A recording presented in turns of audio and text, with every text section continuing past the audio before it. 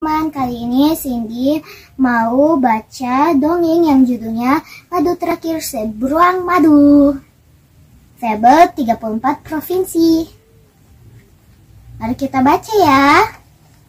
Beruang madu sedang tidur siang, namun sengatan matahari mengganggunya. Duh, panas sekali, aku harus pindah, gerutunya. Dulu hutan ini penuh dengan pohon yang rindang. Mau tidur di mana saja, dia tidak akan kepanasan. Beruang madu menemukan tempat baru. Dia segera bersiap untuk tidur. Nanti malam dia harus mencari makanan.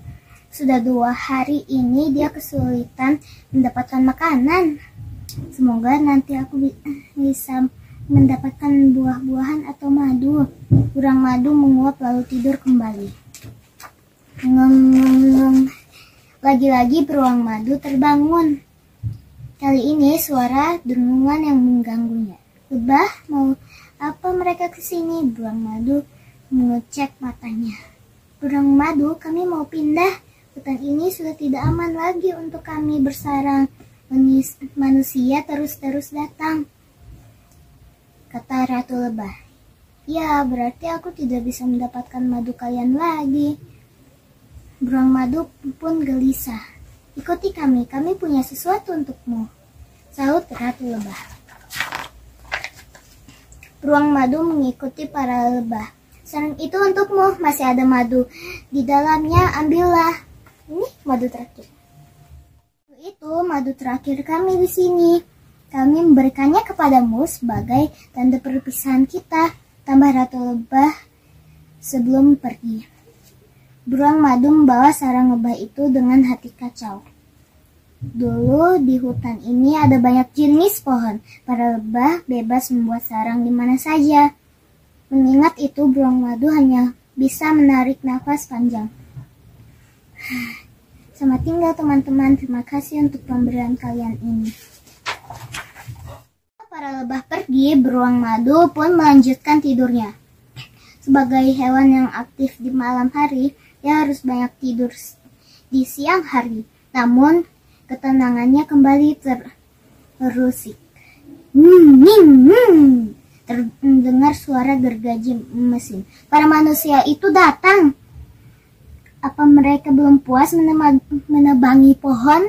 Kali ini beruang madu marah. Dia melawan rasa kantuknya dan menghampiri mereka. Roar!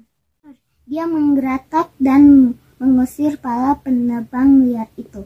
Para penebang liar lari tunggang langgang. Namun ada satu penebang yang kembali.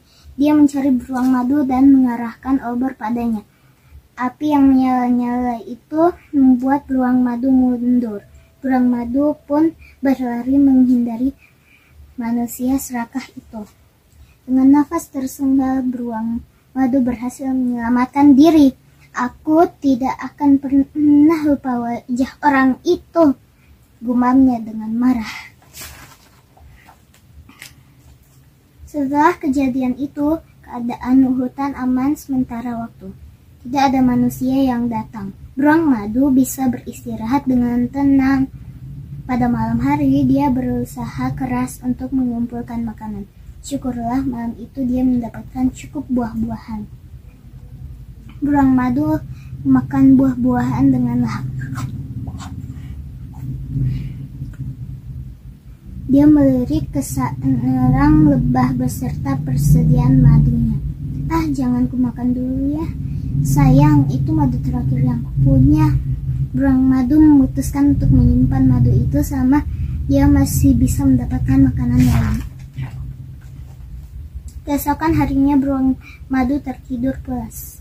Saat tidur, dia mendengar suara langkah kaki mendekat. Beruang madu melirik untuk melihat siapa yang datang. Seorang anak laki-laki tampak menghampiri sarang lebah yang disimpan beruang madu. Dia tidak sadar ada beruang madu yang mengawasi gerak-geriknya. Dia mengangkat sarang lebah itu dengan hati-hati dan membawanya pergi. Berhenti! Teriak beruang madu. Anak laki-laki itu terkejut bukan kepala. Nyaris saja sarang lebah itu terlempar dari tangannya. Dia menatap beruang madu dengan gemetar. Itu milikku, kenapa kamu mencurinya? Sergah beruang madu. Anak laki-laki itu menjawab dengan masih gemetar. Maafkan aku tidak tahu ini milikmu. Aku amat membutuhkan madu saat ini. Beruang madu menaikkan alisnya. Butuh? Aku juga butuh, itu makananku. Sekarang di hutan ini sudah tidak ada lebah, jadi tidak ada madu. Anak laki-laki itu pun mengembalikan sarang lebah pada beruang madu. Wajahnya terlihat sedih sekali. Emangnya kamu butuh madu ini untuk apa? Tanya beruang madu. Anak laki-laki itu menunjuk sisa asap di udara. Kemarin ayahku mencoba untuk membakar hutan, namun apinya justru menyambar kakinya. Sekarang kaki ayahku terluka, aku ingin mengobatinya. Membakar hutan, kenapa ayahmu tega sekali ingin melenyapkan rumah kami? Tanya beruang madu. Rencana membakar hutan tapi menyambar kaki.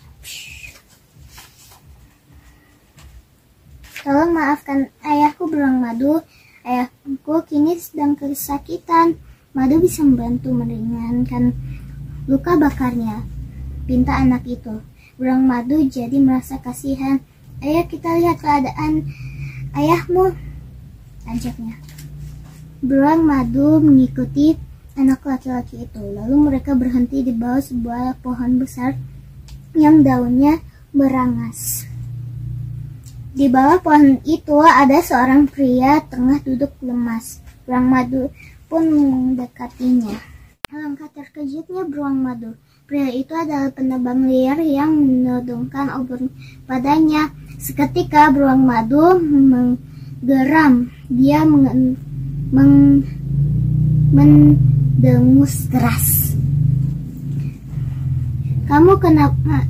Apa beruang madu? Tanya anak laki-laki itu kebingungan. Ayahmu pernah berusaha membakarku dengan obornya, saut beruang madu dengan marah.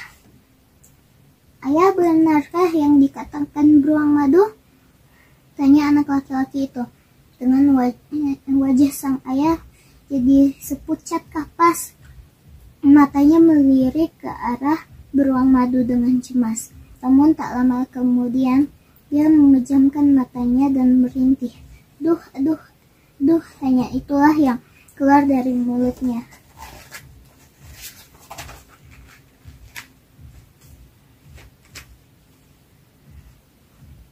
Luka bakar pria itu terlihat cukup parah. Rasanya pasti panas dan nyeri. Lalu anak laki-laki itu merawat ayahnya dengan kasih sayang.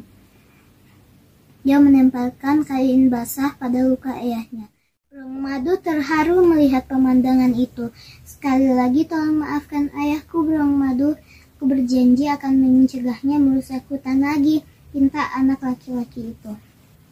Ya bagaimanapun yang kulakukan itu salah. Aku meminta maaf, beruang madu, tambah sang ayah.